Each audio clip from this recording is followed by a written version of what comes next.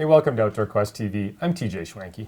And I'm Vanessa Harrop. And on today's episode, we're on a very special hunt with two Canadian soldiers who were wounded in Afghanistan. Yeah, Chris and Brock were just two incredible men, weren't they? Oh, amazing. Now, this is one of the reasons that Vanessa and I are so proud to be associated with Safari Club International. This hunt was organized by the Outaouais chapter of Safari Club International Canada, and it's just one of the many humanitarian efforts that they're involved in. I know you're going to enjoy this hunt. Ours is a personal quest. A quest that has taken us to the four corners of the earth.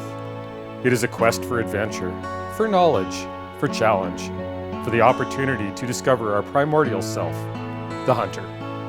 Join us on our outdoor quest.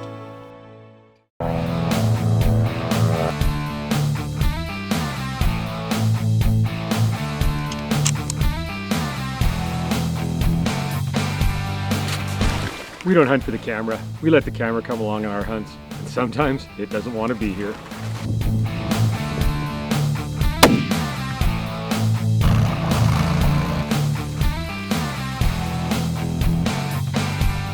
Hunting is our life. It takes a lot of commitment to be successful. We don't always get to work on just the sunny days.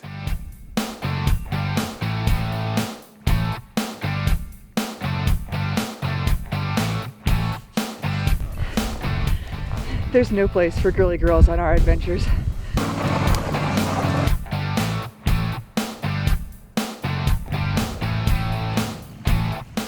Real people, real hunting, real emotion. Outdoor Quest TV.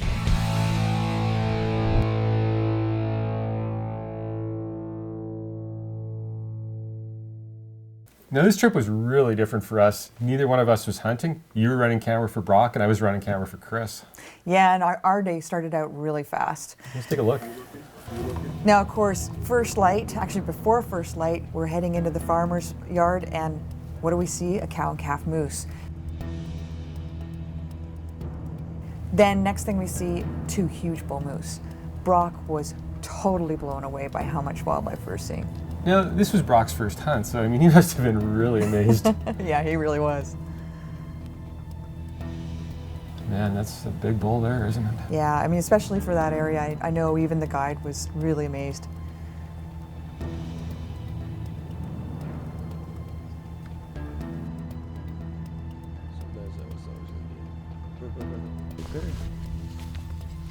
Now we ended up a little later in the morning heading up to an old gravel pit just in Push Bush. We knew there was a ton of deer in there, and like they just started pouring at it everywhere. It was really amazing. But unfortunately, no bucks. So last light of the day, this is the biggest buck of the day we saw. Still a pretty amazing day, I gotta say though. No kidding. What a way to start. Yeah, our day started off pretty quick too. Our guide Willie drove us down to a spot along the Red Deer River, and he said we'd see more deer than we've probably ever seen in our lives, and I got to admit he wasn't kidding. It was about a quarter mile down the river, so the plan was Chris and I were going to set up at one end of a bush, and Willie was going to go around and kind of push through to us, and man, we ended up seeing a lot of deer.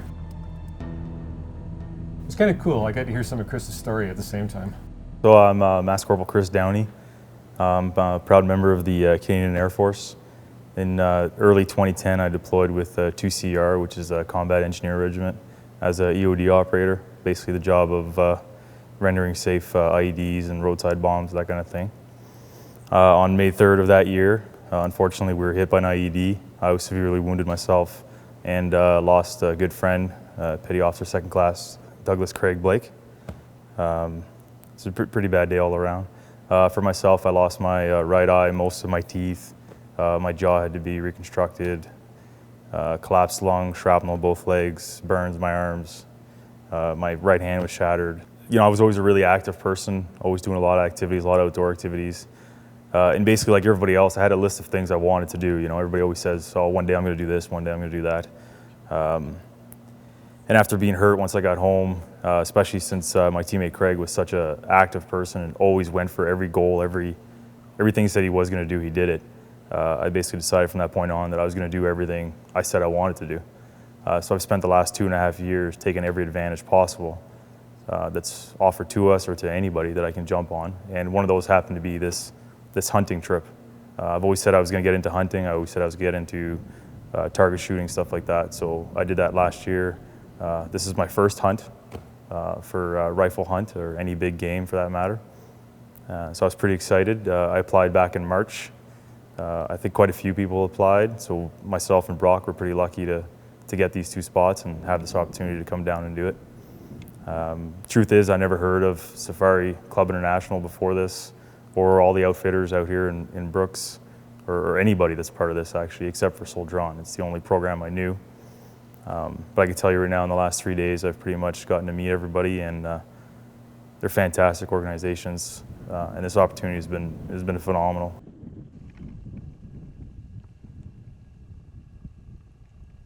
Wow, what an amazing story, eh? No kidding. Unreal. So later that afternoon, Willie decided to put us up in a tree stand in one of his favorite locations. And I must admit, it was a little scary going up there. But we saw this really good buck, just before dark. And just the way the tree stand positioned and the way the buck came out, we just couldn't quite get Chris on him. But man, it sure was exciting to see a buck the first day.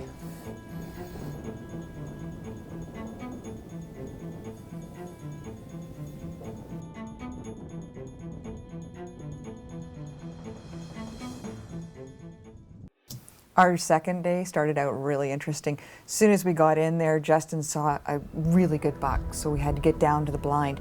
Now, with Brock's injuries, this was a little challenging, and I can tell you, even a person with 2 legs, it was really, really scary. But we managed to do it. It was amazing. Well, that's the thing. Brock's only got 1 leg, and his other one doesn't function that well, so I don't know how you guys ever got down there. I heard the story even from Justin and everyone else later that day, and it sounded crazy.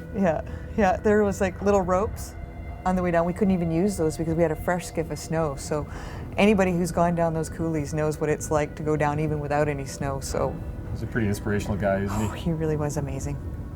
Corporal Blazczak, Brock Blazczak. I served with Princess Patricia's Canadian Light Infantry, 1st Battalion.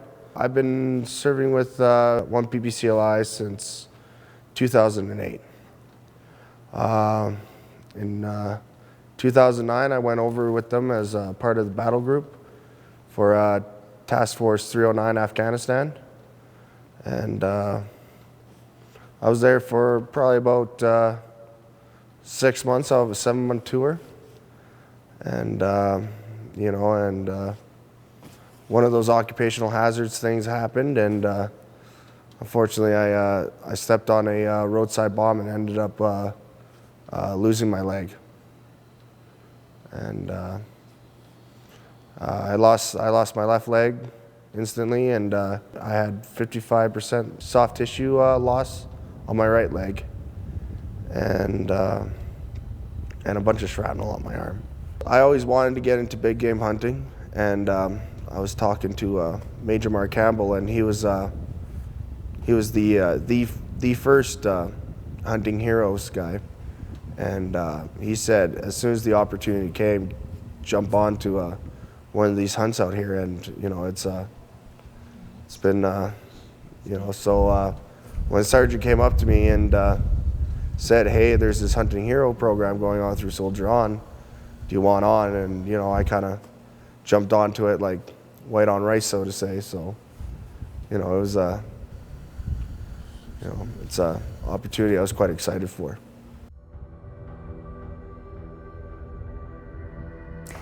Yeah, we sat in that blind all day, and at very last light, this huge buck comes out, but we just couldn't get on him, so that was the end of day 2. Well, our day 2 started out pretty amazing too. We just got in the truck and we're going to drive to the hunting spot and saw this really, really big buck chasing a doe. He was just working through the cottonwoods there, and it was just right at first light. And with Chris only having 1 eye, it's a little hard for him to get focused on things. I mean, I was having a hard enough time following this buck, and it's not like he really stopped, but it was sure an exciting way to start the day. We were just rutting so hard. We were just right at the end of the rut there, and they were going just crazy. These does running around the back.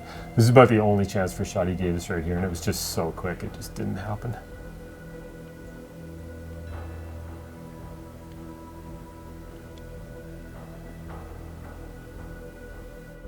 Now he lost his right eye, so he now has to retrain himself completely, right? Yeah, he's right eye dominant and trying to shoot with his left eye now, so I couldn't even imagine how difficult that must be. So later in the morning, our guide Willie decided to take us out on actually an island on the river, and he kept saying, don't worry, the ice is safe, so, and it was.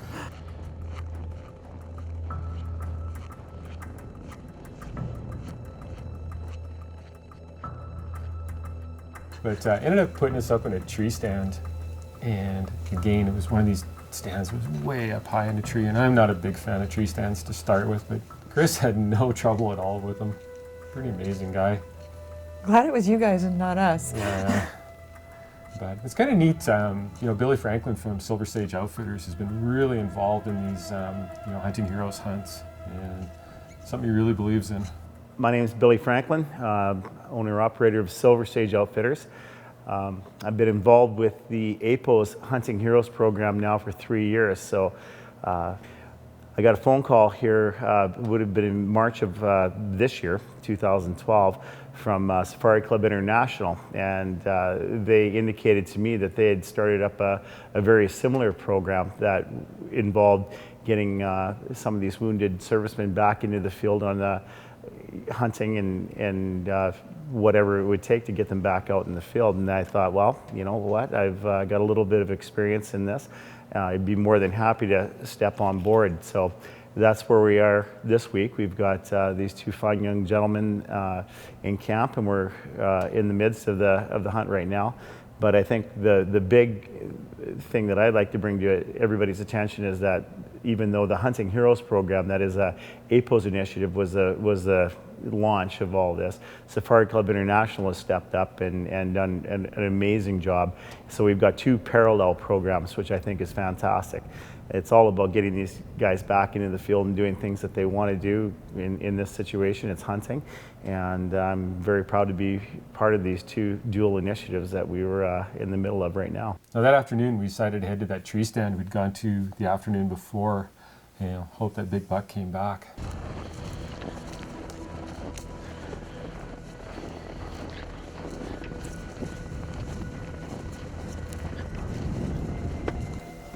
I really didn't want to go up there again. That just looks nasty. It was high up that tree, I gotta say.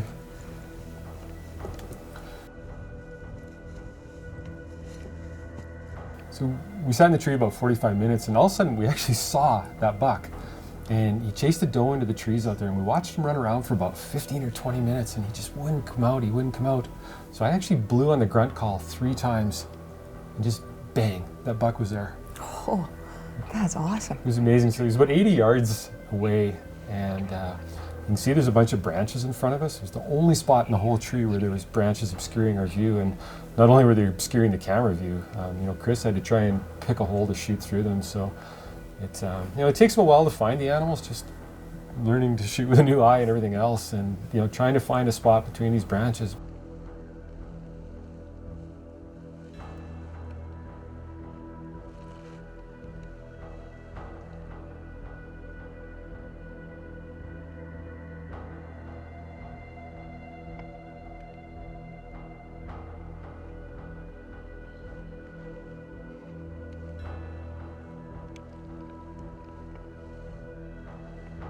Shoot her in the chest if you want.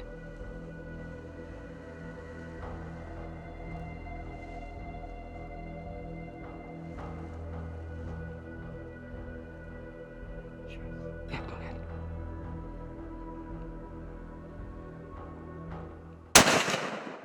Good shot. Did I get him? Yeah.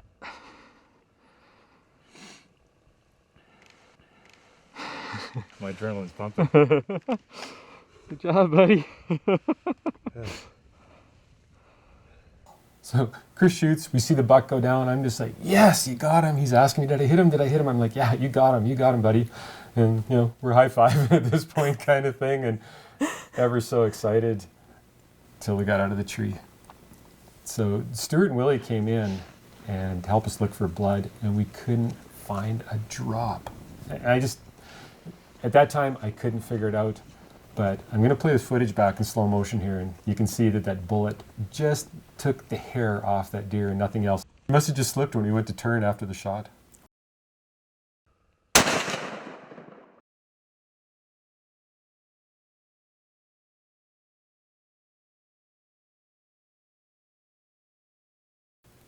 Well, I'll tell you what, that was one lucky deer. No kidding. Unbelievable. Now, Stuart Sage, one of the directors from the Outaouais chapter, actually came out just to kind of be along on the hunt and make sure everything went really good on it. And I gotta say, I had a lot of fun with him. Stuart's a pretty cool guy. My name's Stuart Sage. I'm a director for the SCI Canada Outaouais chapter in Quebec. For those who aren't familiar with what SCI is all about, we're a group of hunters that want to protect our hunting heritage. And we do so by raising money for conservation, education, and humanitarian projects. One of our most recent projects that we're spearheading is this hunt out in Brooks, Alberta with Chris and Brock. Chris and Brock are soldiers that were injured in Afghanistan fighting for our country. Mark Papillon, the special project officer for the Outaouais Quebec chapter, he kind of spearheaded this venture, and from that point on, it's become a pan-Canadian effort. All chapters across Canada have really come forward and wanted to be involved and thought it was such a great idea and been very passionate from that point on. It's really been a humbling experience being in the bush with both Chris and Brock the past few days.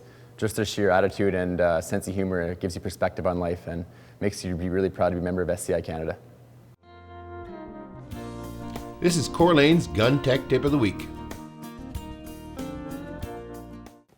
Hi, Greg here from Coeur Lanes, and here I've got a couple of guns laid out here, and we're talking about two of the smallest things on your gun.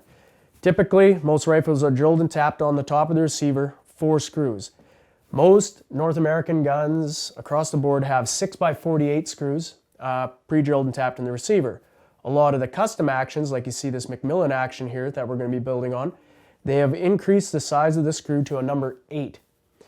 And that allows us to put on heavier scopes, like for instance this Huskama scope here, or any of the heavy tactical scopes. They start getting very heavy, and with the larger objectives, they start hanging higher off the receiver. Big recoil, heavy scopes, very hard on the screws. It doesn't matter what type of mount you put on, it's only as strong as the 4 screws that hold it to that receiver. So a small upgrade, whether you have a traditional Remington style action here, I can re-drill these to an 8x40 and greatly improve the holding strength of your base to the receiver. When you're putting on those heavy scopes, you know, the last thing you want is a shift in accuracy and point of impact. So you can eliminate that problem by just going to a bigger screw. Stronger is better. If you have any more questions about this or how it gets done, give me a call at Coeur Lane Sporting Goods.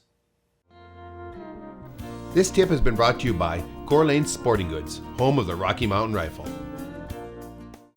Boy, day 3 sure was slow. Yeah, no kidding. We hardly saw any deer that day either. Yeah, so then it was left to the last day, and Justin decided to take us out to his parents' farm, and boy, that fog was thick as pea soup. You couldn't even see 100 yards. But as soon as we got out onto that, we saw a buck first thing.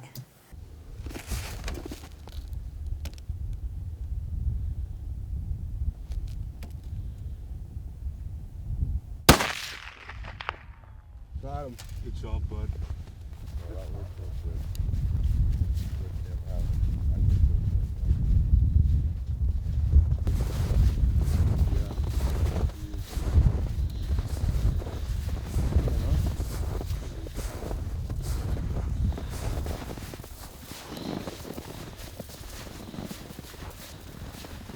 Congratulations, Brock, on your first big game buck.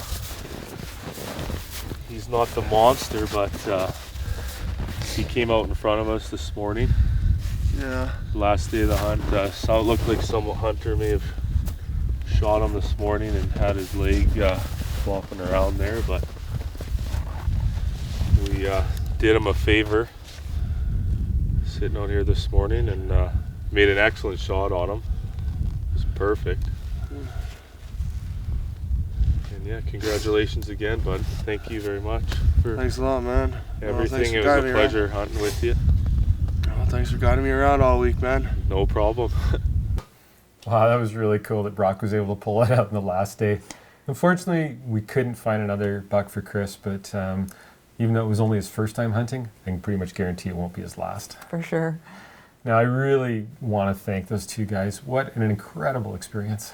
Yeah, it was an honor and a privilege to have hunted with both of them. Yeah. You know what? I didn't know what to expect when we went there. But it was just like hunting with two buddies after the first day, and it was just a laugh a minute, and you kind of forgot that there's any physically things wrong with them. For sure. And yeah, just their spirit is absolutely unreal. I want to thank Stuart Sage too. Him and I spent quite a bit of time together as well, and he really, really represented Safari Club International well. He sure did. This hunt was made possible by the Outaouais chapter of Safari Club International Canada. For more information on a chapter near you, visit sci-canada.ca. Outdoor Quest TV is brought to you by Argo, world's leader in amphibious vehicles. Coeur Lane Sporting Goods, home of the Rocky Mountain Rifle. Zeiss Sport Optics, we make it visible. Hornady, accurate, deadly, dependable. Puma, knife maker to the world since 1769. Trapper Gourd, leading trapping into the future. Silver Willow Taxidermy, capturing the memories. Safari Club International Canada, first for hunters. Deluxe Wall Tents, built in Canada for Canadian conditions. Defense Aerosols, pepper spray for when your life depends on it. Alberta Outdoorsman, Alberta's only hunting, fishing, and trapping magazine. And Argyle Motorsports, your premier Argo dealer. Check us out online at OutdoorQuestTV.com. And don't forget to follow us on Facebook and Twitter.